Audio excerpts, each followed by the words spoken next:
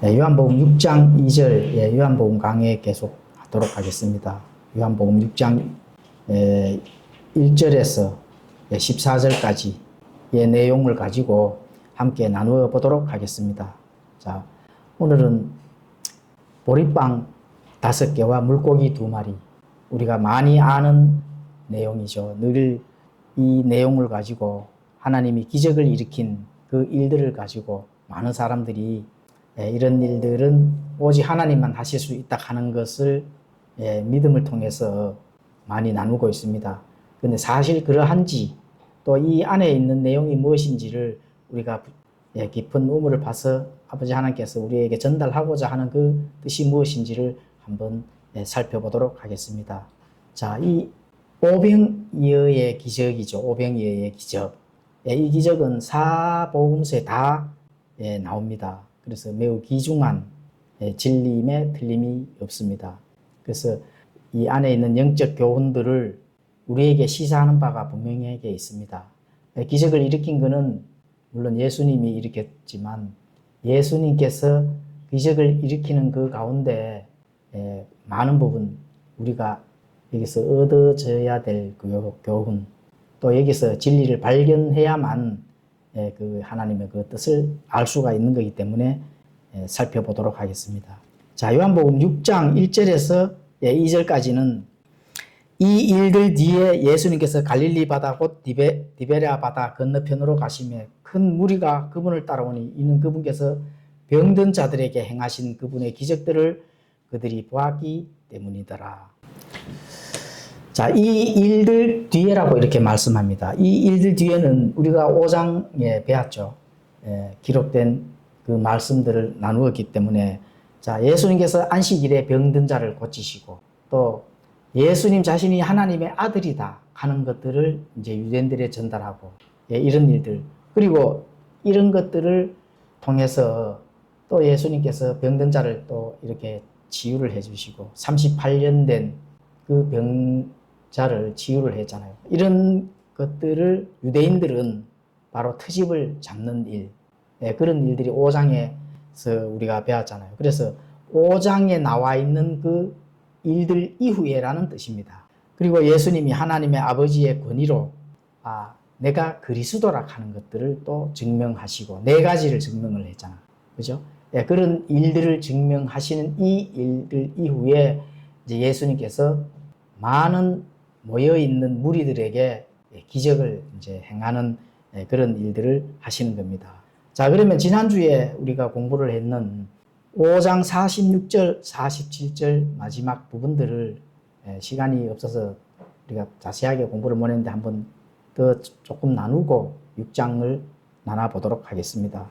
자, 5장 46절에서 47절에서는 너희가 모세를 믿었더라면 나를 믿었다, 이런 말씀이 있습니다. 그것은 예수님께서 나에 대해서 기록한 것들, 성경 기록들을 한번 탐구를 해 너희들이 바로 탐구를 하고 그 기록들을 믿었더라면, 또 모세를 믿었더라면은 예수님께서 지금 행한 많은 일들을 믿었을 거라는 겁니다. 그런데 너희들이 가장 존경하고 또 최고로 여기는 그 모세가 기록한 성경 기록들을 믿지 않았기 때문에 나를 믿지 않았다는 거죠. 그래서 예수님의 최후 통첩을 유대인들에게 지금 응수를 하고 있습니다. 그리고 말씀의 그 5장 39절에 성경 기록들을 탐구하라. 그것들 안에 영원한 생명이 있다는 겁니다. 그거를 이제 유대인들에게 전달하는 거죠. 그래서 그 성경 기록들은 예수님에 대해서 기록이 되어 있다는 겁니다. 그래서 모세가 기록한 그 많은 성경 말씀들이 누구를 향하여 있다는 겁니다. 바로 예수님, 그리스도, 오실 메시아에 대해서 집중적으로 타겟가 되고 있다는 것들을 유대인들은 몰랐다는 겁니다. 또 믿지를 않았다는 거죠. 그렇습니다. 거기서 우리가 알 수 있는 것은 예수님을 믿는다 하는 것은 뭐 어떤 걸 믿는 거예요? 결국은 성경 기록을 믿는 겁니다. 공중에 둥둥둥둥 떠다니고 그 셋째 하늘에 예수님이 계시지, 나는 그 예수님을 믿을 거예요. 그게 바로 믿는 게 아닙니다. 뭐를 믿는 거예요? 성경 기록을 믿는 겁니다. 성경 기록을 믿는 것이 예수님을 믿는 거거든요. 모세의 기록을 믿지 않으니까 진짜 메시아가 온 예수님을 유대인들이 믿어요, 안 믿어요? 안 믿잖아요. 똑같습니다. 오늘날도 성경을 안 믿으니까 성경 안에 기록된 그 예수님을 안 믿는 거죠. 그럼 누구를 믿어요? 공중에 그냥 둥둥 떠다니고 내 안에 생각하고 있는 그 예수님을 믿는 겁니다. 예, 그거는 절대로 진짜 성경에 나타난 예수님을 믿는 게 아니죠. 지금 그 말씀을 하는 거예요. 예. 그래서 성경 기록이 우리에게 영원한 생명을 주신 거라 하는 것을 믿는다면은 그 예수님을 믿고 구원을 받은 겁니다. 그리고 앞으로 곧 재림하실 예수님, 내가 영원한 생명을 가지고 있기 때문에 이제 영원한 생명을 정말로 나에게 주신 그 예수님을 만나는 겁니다. 그런데 그 예수님을 믿지 아니한다 하면은 누구를 믿어요? 그냥 내가 상상하고 있는 예수님을 믿는 거죠. 그는 예수님을 믿는 것이 아니라고 누가 말씀하셨습니까?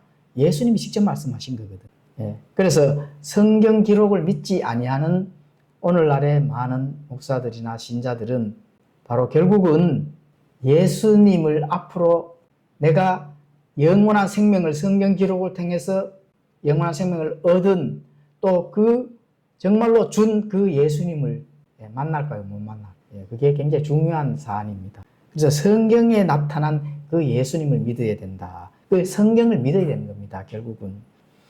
자, 그래서 예수님은 영적 본질적 진리를 증거로 제시를 많이 했잖아요. 4가지 증거까지 예수님께서 직접 제시를 했거든요. 또 증인을 불러서 제시를 하고 이렇게 했는데 마음이 깜빡하고 이성이 없는 자, 이런 자들에게는 또 그런 무리들에게는 예수님께서 더 이상 함께 하시지 않는다. 그 오늘날도 적용을 해 볼 필요가 있습니다. 내가 성경을 믿지 아니하고 성경 기록 안에 있는 그 예수님을 믿지 않는다면은 과연 예수님이 나와 함께 할까? 그 의문점입니다. 당연히 함께 안 하겠죠. 그래서 사람의 전통이나 교단의 전통, 또 인간의 생각, 또 그 기준을 성경 위에 둔다면은 한번 전달된 그 참된 복음, 또 믿음, 하나님께서 이 안에 있는 그 성경 안에 기록되어 있는 그 예수님을 믿으라고 했는 보존된 그 하나님이 보존을 해주셨다 하는 거예요. 왜 보존을 해주셨을까? 다른 걸 믿으면 안 되기 때문에 성경 내가 준 한번 전달된 그 성경 기록 안에 있는 그 예수님을 믿으라고 한 번만 전달해 주는 거거든요. 안 돼서 이것도 전달했다가 좀 부족하니까 이것도 전달해주고 이런 게 아니라는 겁니다. 그래서 그런 것들을 믿지 않는다면은 성경 위에 자기 자신을 올려놓았다는 거예요. 이걸 반드시 인지를 해야 됩니다. 현재 신앙생활을 하면서도 성경 기록을 믿지 않는다면은 앞으로 오실 예수님을 만날 수 있겠는가? 이거 고민을 하셔야 된다. 그럼 누구를 만날까요? 누구를 만나게 돼요? 그 예수님을 만나지 않는다면은 과연 누구를 만날 것인가? 예수님이 직접 하신 말씀을 한번 제가 읽어드리겠습니다. 그럼 누구를 만날까요? 요한복음 5장 43절에 지난주에 배웠잖아요. 그죠? 내가 내 아버지의 이름으로 왔는데 너희가 나를 받아들이지 아니하나 만일 다른 자가 자기 이름으로 오면 너희가 그를 받아들이리라. 그 누구를 만날까요? 그 예수님을 만날 수 있을까요? 당연히 예수님이 못 만난다. 다른 자를 만난다 하잖아요. 나에게 생명을 준 그 예수님을 만나지 못하고 예수님이 준지 아니하는 다른 예수를 만난다는 거예요. 그렇죠? 그 예수님이 직접 말씀하신 거거든요. 굉장히 무서운 말입니다.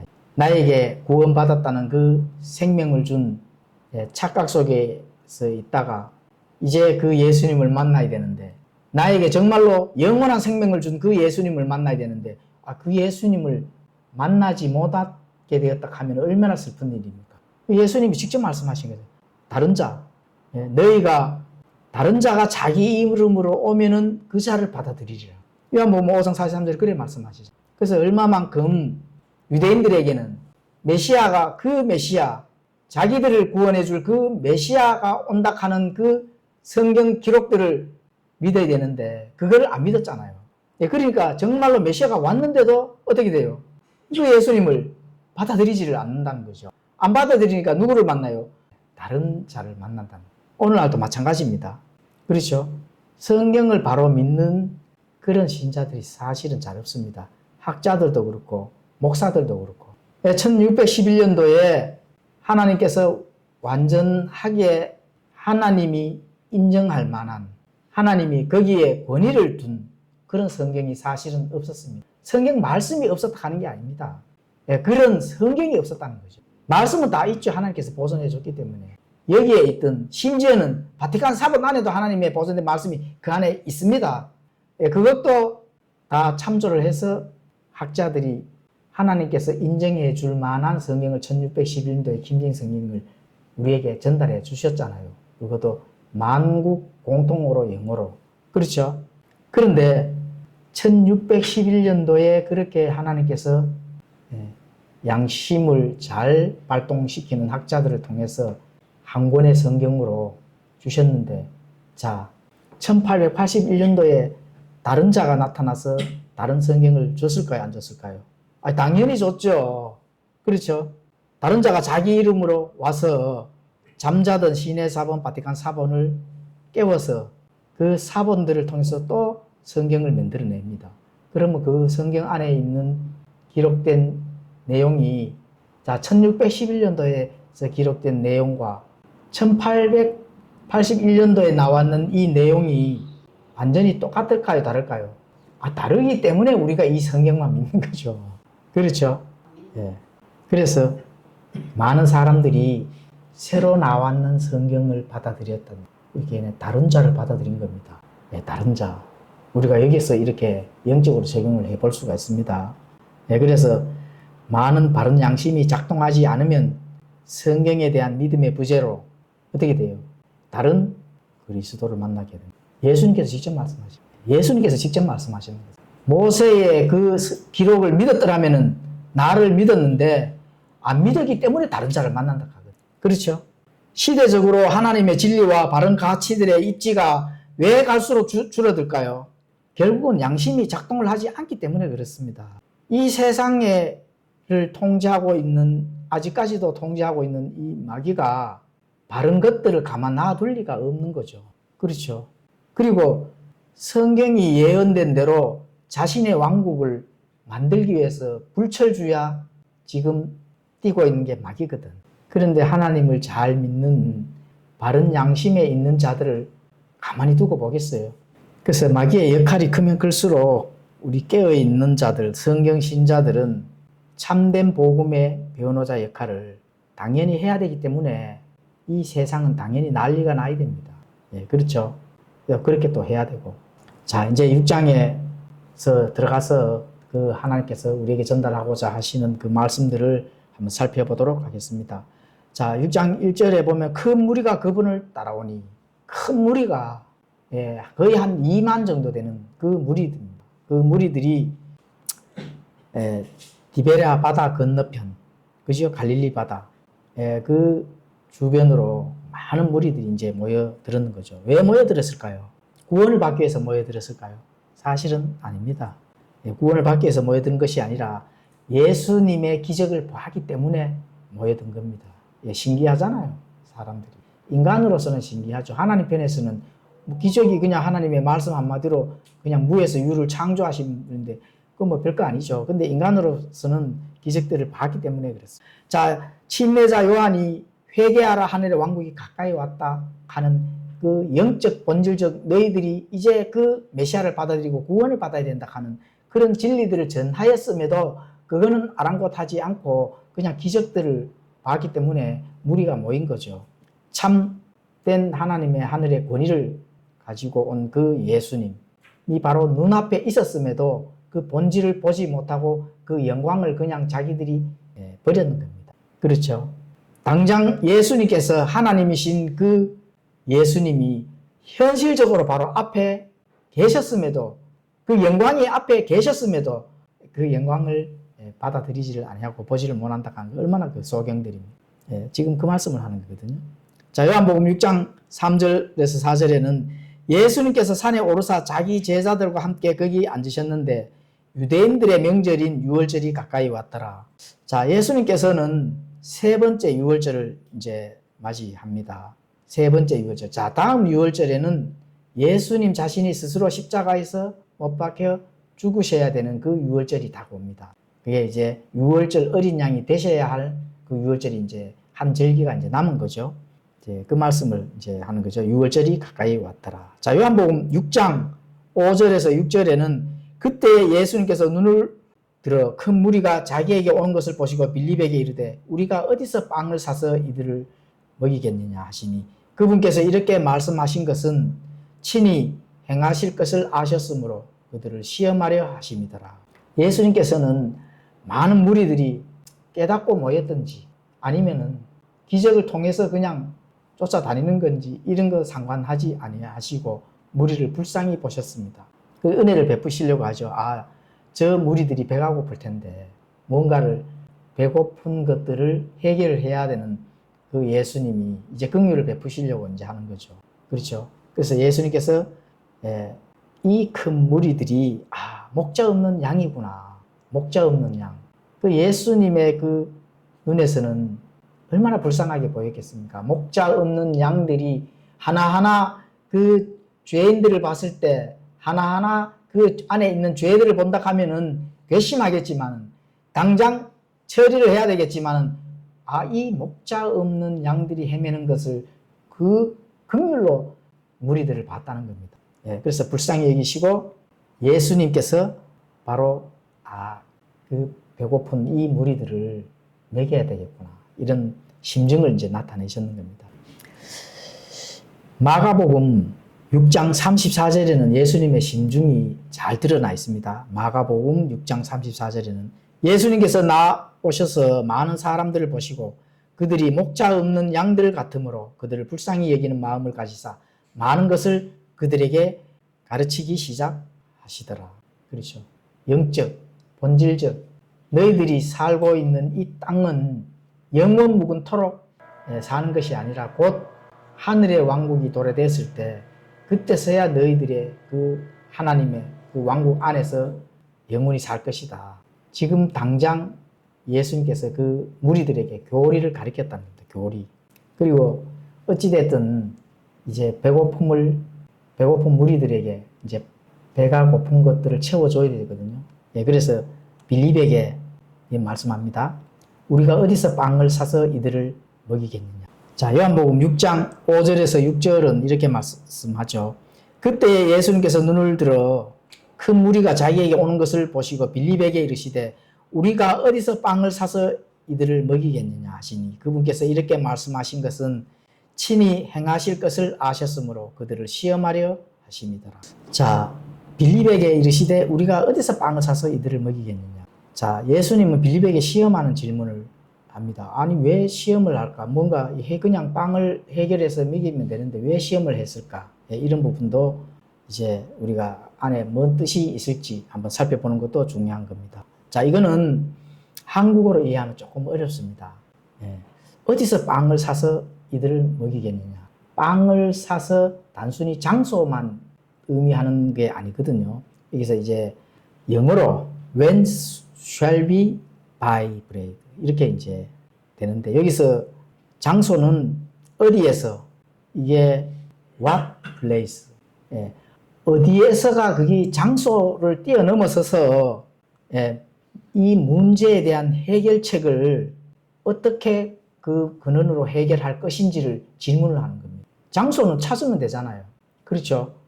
그런데 이 문제를 해결할 수 있는 근본적인 방법이나 재원을 어떻게 찾을 것인가? 묻는 거죠. 어떻게 찾을 것인가? 그 해결책을 제시하라는 그런 시험을 빌립에게 전달해 준 겁니다. 해결 한번 해봐. 빵이 있는 장소가 있으면 해결될까요? 안 되잖아요. 뭐 살 수 있는 돈이 있어야지. 그래서 예수님이 그걸 모르고 장소를 얘기했을까? 이렇게 생각을 해보시면 되거든요. 그래서 예수님은 빌립이 인간적인 계산과 이성만으로 이 문제를 해결하려고 할 때의 한계를 빌립은 사실 드러냈죠. 그래서 하나님의 능력을 의존하게 만드는 거예요. 왜냐하면 예수님은 그냥 사람이 봤을 때 기적이죠. 그냥 예수님은 기적이 아니죠. 하나님의 주시는 많은 그 영적 자원들을 사용을 하시면 되는 거거든. 그럼 사람은 그 사용하는 게 사람으로 봐서는 기적이 되는 거죠. 예수님은 기적이 아닙니다. 그냥 영적 자원들을 사용을 하는 거죠. 그런데 그걸 빌립에게 해결을 해보라 하는 그런 걸로 시험을 해본다는 겁니다. 하나님을 의존하는 건지 아니면 사람의 생각을 가지고 뭔가 해결을 할 것인지 이렇게 보는 거죠. 그래서 빌립은 어떻게 돼요? 빌립이 그분께 대답하되 6장 7절에 보면은 그들이 각각 조금씩 받을지라도 200데나리온어치의 빵이 그들에게 충분하지 아니하리이다. 그러니까 200데나리온어치의 빵을 사더라도 부족하다는 거, 충분하지 아니하다는 거죠. 그렇죠? 그러면은 예수님이 기대했던 믿음의 반응일까요? 아닐까요? 네, 아니죠. 기대 반, 하여튼 기대가 조금 있지만은 거기에 대한 해결책이 제시가 된 게 아니라는 겁니다. 왜 제시가 안 됐을까요? 무에서 유를 창조해낸 하나님이 아버지께서 보내신 자 예수 그리스도가 행하신 기적을 어떻게 됐을까요? 빌립이 까맣게 잊어버린 거죠. 왜냐하면 앞전에 다 물을 포도주로 또는 38년 된 병자를 일으키고 그렇죠. 이러한 기적들을 봤는데도 불구하고 200데나리온, 거기는 계산은 굉장히 빠르잖아요. 자, 200데나리온이라 하면은 자, 빌립의 영적 그 수준이 나오는 거죠. 현실적인 계산은 굉장히 빠릅니다. 돈 계산은. 우리가 1데나리온이 하루 품삯입니다. 그러면은 200일 품삯이죠. 그러면 오늘날로 보면은 하루 일당이 10만 원으로 본다 하면 얼마예요? 우리 성도님들은 계산이 안 빨라서 빌립보다 이 믿음이 더 좋습니다. 계산이 빠르면 안 됩니다. 계산이 안 빠르고 그냥 하나님한테 맡기셔야 되는데 다 맡기시니까 계산 안 하죠. 200일이면 2천만 원이죠. 당장 2천만 원이 있어야 2천만 원어치를 사도 지금 무리들에게 다 못 먹인다는 거예요. 그렇죠. 그래서 자, 빌립의 영적 진단을 한번 해보겠습니다. 빌립의 그 영적 수준의 진단을 해보겠습니다. 자, 현실적인 계산을 한 겁니다. 다시 말하면 문제를 돈으로 해결할 수 없다. 그렇죠? 그런 결론을 이제 도출시키죠. 아, 저는 돈이 없습니다. 이렇게 말씀합니다.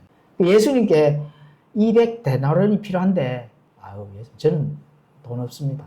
이거거든요. 계산은 빨라요. 그러니까 결국 믿음이 부족한 거고, 우리가 가진 것으로는 불가능하다.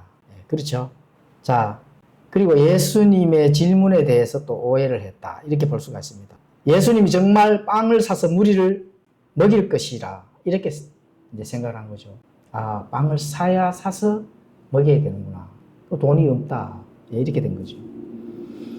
그래서 인간의 능력과 자원으로만 문제를 바라볼 때 한계와 부족한 믿음을 여기서 발견할 수가 있는 거예요. 예수님의 그 창조의 능력, 무에서 유를 창조한 거는 저쪽에 갖다가 모셔놓고 따로 이제 예수님에게 인간의 그 계산으로 또 인간이 사용해야 될 돈 이런 것들은로 이제 해결을 해보고자 하는 그 빌립. 그렇죠. 자, 요한복음 6장 8절에는 그분의 제자들 중 하나이며 시몬 베드로의 형제인 안드레가 그분께 이르되 여기 한 소년이 있는데 그가 보리빵 5개와 작은 물고기 2마리를 가지고 있나이다. 그러나 그것들이 이렇게 많은 사람들 가운데서 무슨 소용이 있겠나이까 하니. 자, 이제 빌립과의 그 대화가 예수님께서는 끝나고 그분의 제자들 중 이제 시몬 베드로의 형제인 안드레가 이제 등장을 합니다. 안드레가 가만히 생각해 보니까 안드레는 조금은 예수님의 그 기적의 능력을 믿었을까? 이런 걸 한번 우리가 도출을 해 볼 수가 있습니다. 보리빵 5개와 물고기 2마리가 있는데 그러면 안드레가 이 보리빵 5개와 물고기 2마리로 이 전체를 먹을 수 있다 하는 생각을 가지고 그거를 예수님께 구했을까요? 글쎄, 그거는 이제 한번 생각을 해봐야 되거든요. 자, 안드레도 빌립의 생각을 이어서 그만한 돈도 없고 여기에 한 소년이 가지고 있는 보리빵 5개와 작은 물고기 2마리 정도밖에 없습니다. 그게 먹을 것만 그 정도는 발견이 된다는 거예요. 그게 이제 안드레가 예수님께서 이걸로 기적을 일으켜서 사람들을 먹일까? 여기까지는 생각을 못 한 겁니다. 그건 아직 상상을 못 하죠. 그렇죠? 그래도 안드레는 빌립의 현실적인 계산을 통해서 완전히 불가능하다 하는 그런 것을 제시했다 하면은 안드레는 어린 소년이 가지고 있는 두세 명이 먹을 양도 안 되는 이런 것들이 있다 하는 것을 예수님께 고했다 하는 것은 그렇죠. 그리고 그게 하소연 정도로 이렇게 비춰졌습니다. 하소연, 이거 먹을 거는 이 두 가지밖에 없습니다. 이 두 가지로 해결을 할 수 있을까요? 하는 패션 마크를 붙이는 정도. 조금은 발전이 됐죠. 그러니까 안드레는 내심 예수님의 기적을 기대라도 해보는 작은 마음이라도 조금 거기서 발견할 수가 사실은 있는 겁니다. 들어있을 수도 있습니다. 뭐 성경에는 나타나지는 않지만 그렇죠. 그래서 이것들이 이렇게 많은 사람들 가운데서 이게 무슨 소용이 있을까요? 이렇게 이제 된 거죠. 그래서 안드레는 불가능을 인정하고 빌리처럼 거기서 멈추지 않고 우리가 가진 것이 이것밖에 없다. 이런 것들을 예수님께 알리고 우리가 할 수 있는 자신의 한계점을 일단 드러냈다. 우리는 할 수가 없습니다. 그런데 이거는 먹을 것이 보리빵 5개와 물고기 2마리는 있지만 이걸로는 우리의 한계점입니다. 하는 그런 부분들을 드러낸 거죠.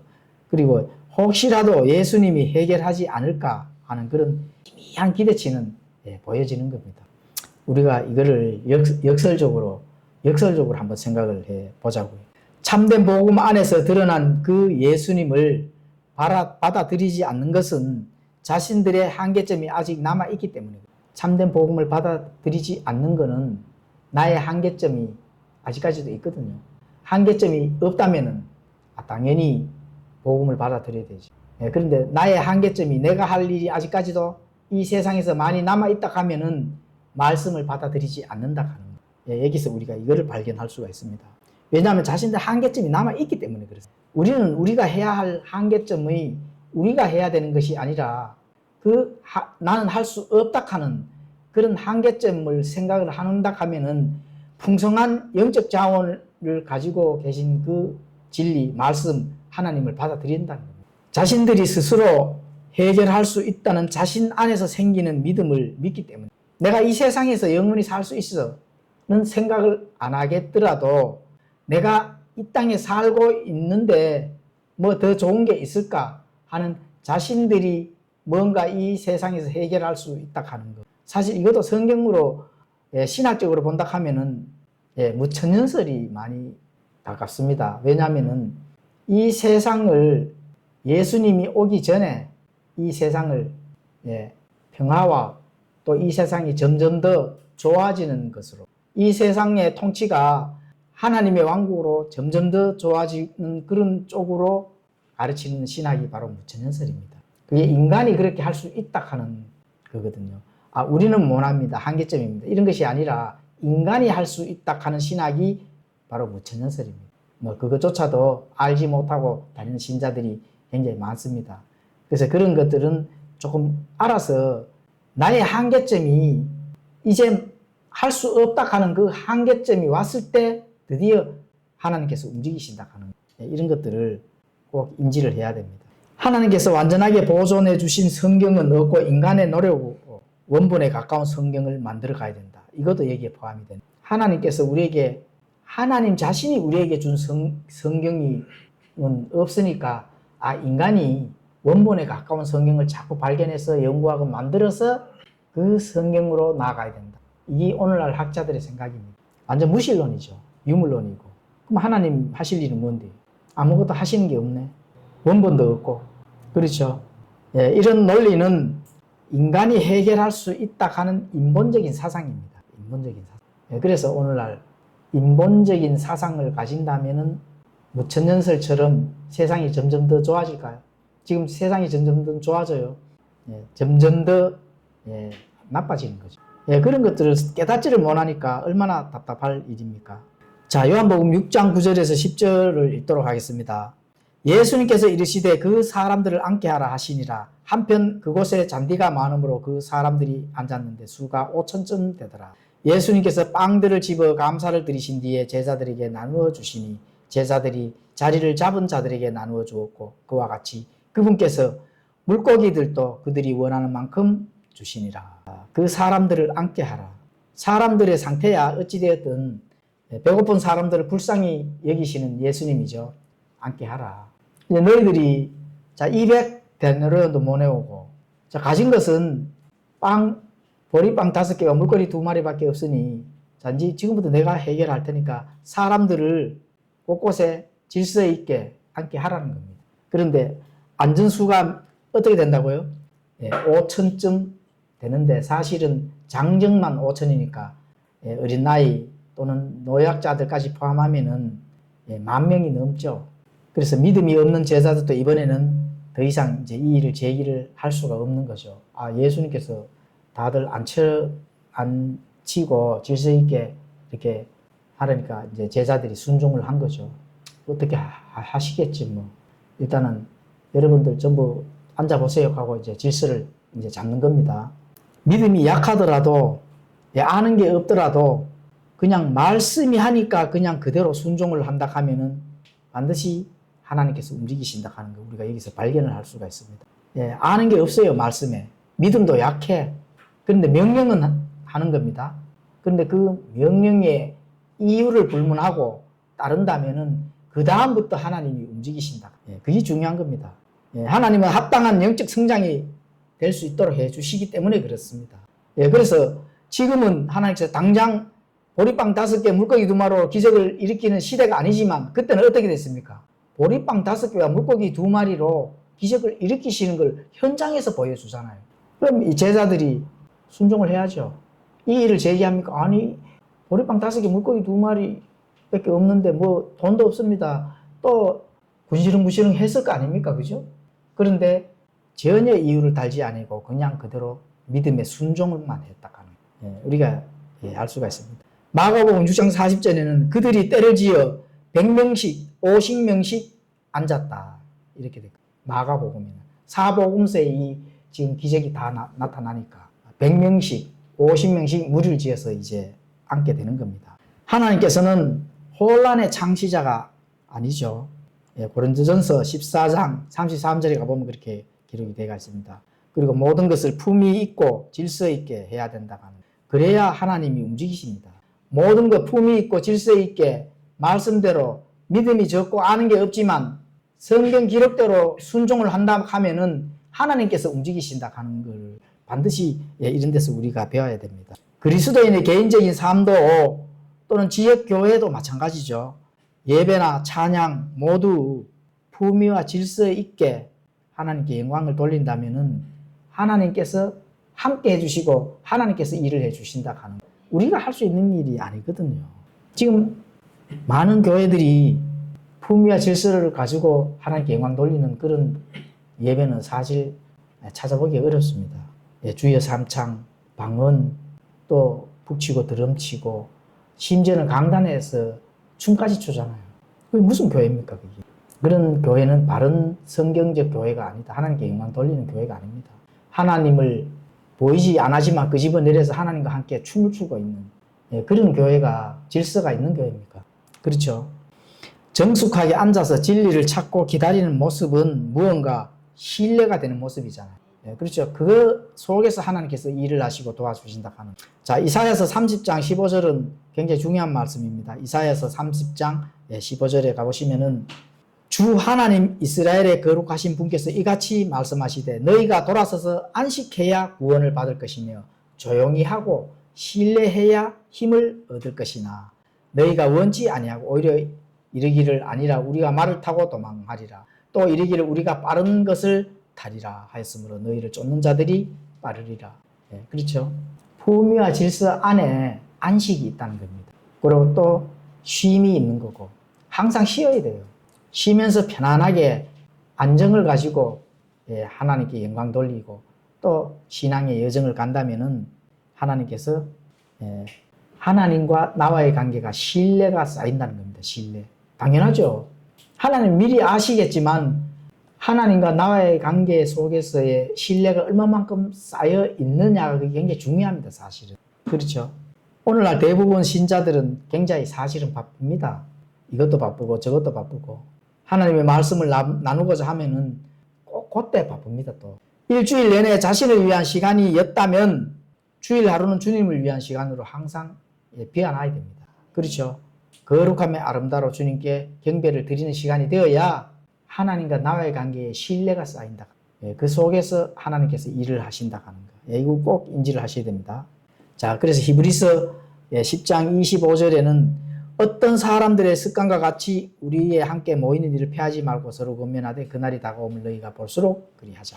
그날이 다가옴을 너희가 볼수록 그날이 무슨 날일까요?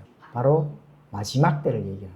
시대가 마지막 때를 달려가고 있거든요. 마지막 때를 달려가고 있는데 내가 시각을 다른 데로 돌리고 하나님과의 신뢰의 관계가 연결만 돼 있고 쌓여 있지 않는다면은 진짜 예수님을 만났을 때 과연 예수님의 눈빛과 나의 눈빛이 맞췄을 때 과연 어떤 현상이 일어날까? 스스로 상상해 보면 압니다. 그때가 중요할까요? 무질서한 세상에 살 때가 중요할까요? 이 세상에서 속에서 신뢰를 쌓이는 게 중요할까요? 예수님과 나와의 관계에서 눈빛을 바라보면서 거기서 신뢰를 쌓여져 있는 게 중요할까요? 세상과의 신뢰를 관계를 많이 가지시면 좋습니다. 다른 자가 오면은 그를 만나리라 하니까 그분과 그죠? 그분과 신뢰를 많이 쌓여지게 될 것입니다. 그렇죠.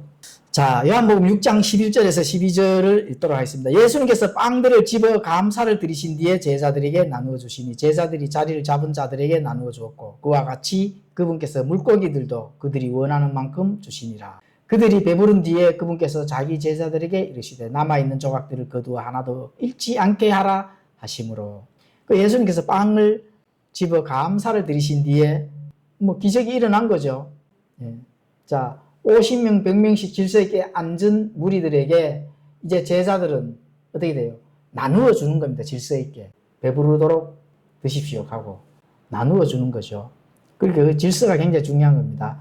성경적 질서 안에서 예수님과의 관계에 신뢰가 쌓인다 하면은 내 삶에서도 반드시 영적 기적이 일어난다 하는 거 꼭 인지를 하셔야 됩니다. 물론 물고기 2마리 내가 육신적으로 뭔가 먹는 게서의 기적이 일어나는 건 아니지만 영적 기적, 하나님과 나와의 관계에 신뢰의 기적이 일어난다 하면은 그거 얼마나 좋은 겁니까?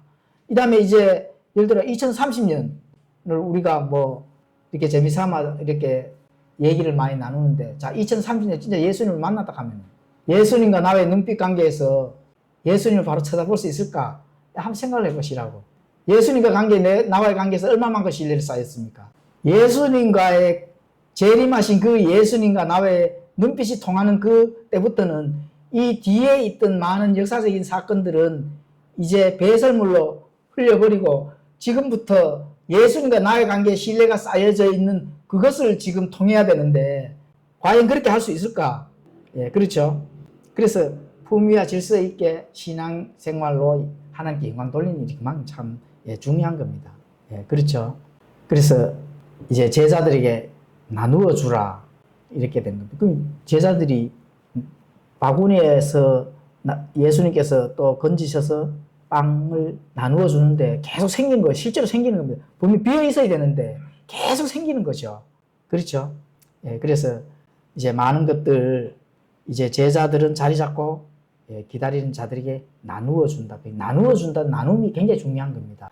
예수님도 제자들과 함께 나누어서 일을 하잖아요. 질서 안에서 예수님이 직접 나누어 준 것도 아니고 예수님은 기적을 일으키시고 제자들은 열심히 나누어 주고 나눔이 중요한 겁니다. 말씀 나눔. 교회에서 일하는 것도 사실은 나누는 거거든요.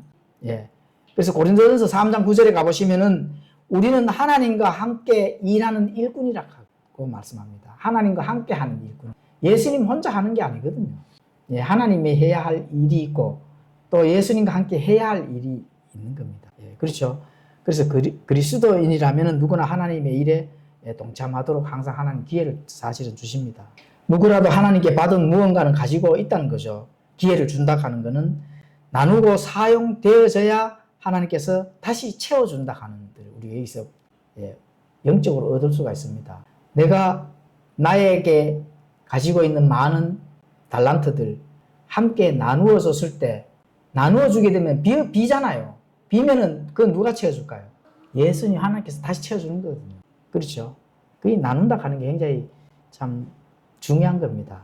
혼자 감추어 두고 있는 것은 사실 위험한 일이죠. 내가 달란트를 발견하지 못하는 것도 문제지만 그냥 이 땅에 있는 동안 나의 달란트를 그냥 감추어 놓고 있는 것도 그 하나님께서 더 하나님께 대한 이 문제점이 하나님 만났을 때 참 굉장히 어려운 일을 당하게 되는 겁니다.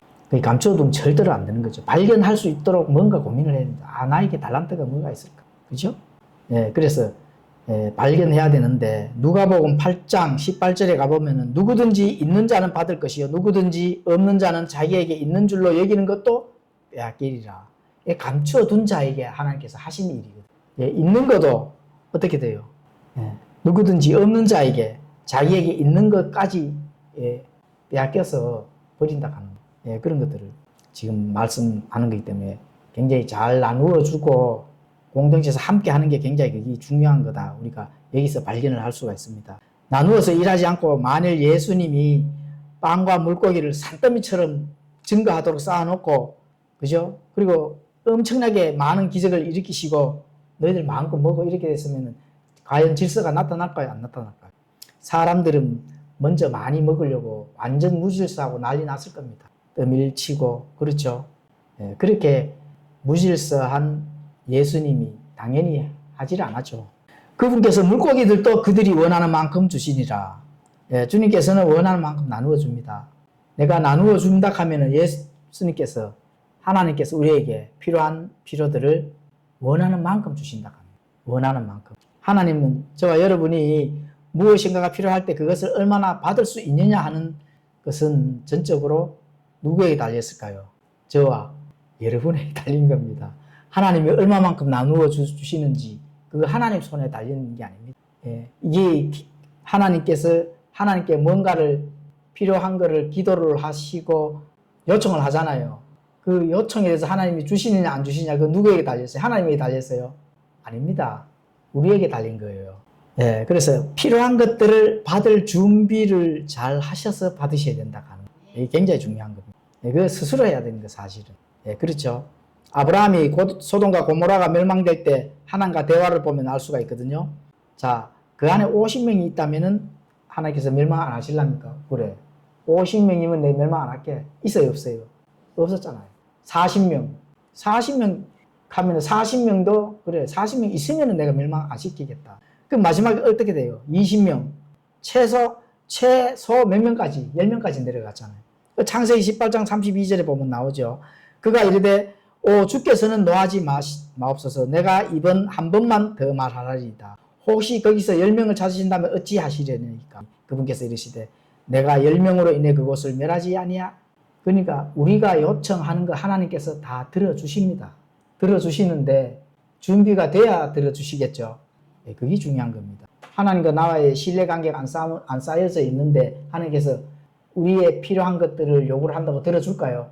안 들어주죠, 당연히. 50명, 그래, 있도록 한번 해봐. 내가 들어줄게. 40명, 그래, 그것도 있도록 해봐. 들어줄게.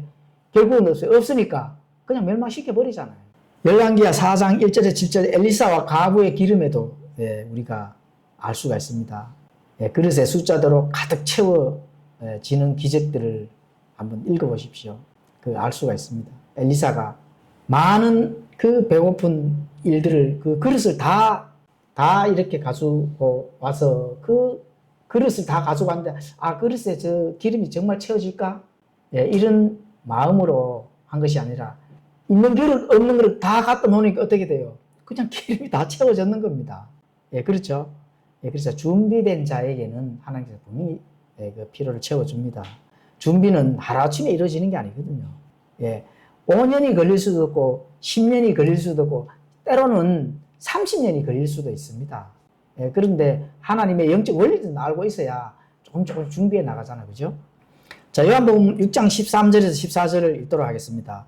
제자들이 그것들을 함께 거두어서 빵을 먹은 자들이 충분히 먹고도 남긴 보리빵 5개의 조각들을 12바구니로 채웠더라. 그때 그 사람들이 예수님께서 행하신 그 기적을 보고 이르되 이분은 진실로 세상에 오실 그 대언자니라. 12바구니나 남겼잖아요. 하나님께서 딱 맞게 주시는 거 아니거든요. 넘치고 남을 정도로 주신다는 겁니다. 그래서 하나님의 영적 자원은 사실은 어떻게 돼요? 넘치는 겁니다. 그래서 영적 나눔, 물질적 나눔은 하나님의 풍성한 자원들을 사용이 되도록 채워주신다 하는 이 영적 원리, 진리들을 우리가 인지를 한다 하면은 하나님의 뜻을 알고 있다 하면은 하나님의 풍성한 그 영적 자원을 받을 수 있어요, 없어요? 있는 거죠. 저는 그렇게 봅니다. 잠언 11장 25절에 후하게 주는 혼은 기름지게 되며 물은 되는 자가 자기도 물을 받으리. 그런데 중요한 거는 하나님의 영적 자원들을 내 신앙, 개인 신앙 여정에서도 물론 잘 하나님께서 신뢰의 관계, 돈독한 관계가 이루어지면은 하나님이 직접 움직이시는 것은 맞습니다. 그런데 공동체도 그만큼 중요하다. 주 안에서 모이는 일, 이런 영적 자원들이 사용이 되도록 나누고 해야 되는데 만약에 이 공동체가 없다면 어떻게 돼요? 하나님이 사용되어져야 될 그 근본 이유가 없어져 버리는 거예요. 그게 굉장히 중요합니다. 그렇죠. 요한복음 6장 1절에서 우리가 14절을 지금 한번 나누었잖아요. 나누었는데 자, 이 모이고 하나님의 영적 자원들을 움직이게 하는 그 원동력은 어디서 나오는지 제가 지금 말씀드리겠습니다. 움직이게 하는 원동력. 여기서 보리빵 5개와 물고기 2마리의 진짜 주인이 누구예요? 소년이잖아요. 그렇죠? 소년이 믿음이 가장 많습니다. 소년이. 보리빵 5개, 물고기 2마리. 그 진짜 주인. 그 소년 거거든요. 이 소년이 만약에 기꺼이 이것은 내 것이다. 왜 내 것을 빼앗아 가려 하느냐. 이렇게 해버렸다 하면 예수님께서 강제로 빼앗을까요? 뭔가 이 기본 자원이 있어야 예수님도 기적을 일으키는데 이 소년이 주지를 안 하네.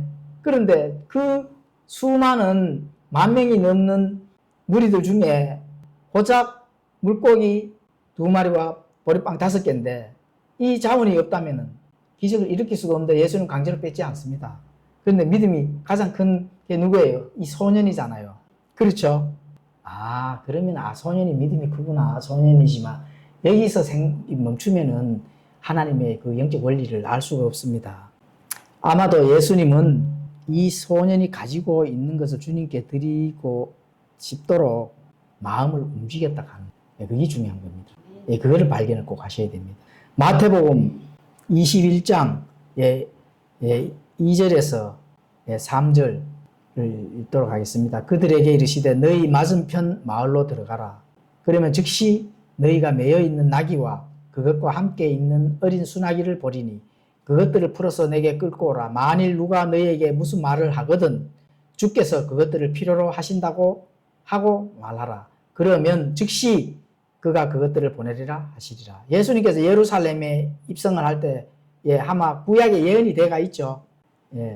어린 수나귀를 타고 예루살렘에 입성을 해야 되는데 그 나귀가 있어야 입성을 할 거 아닙니까? 그런데 없잖아요.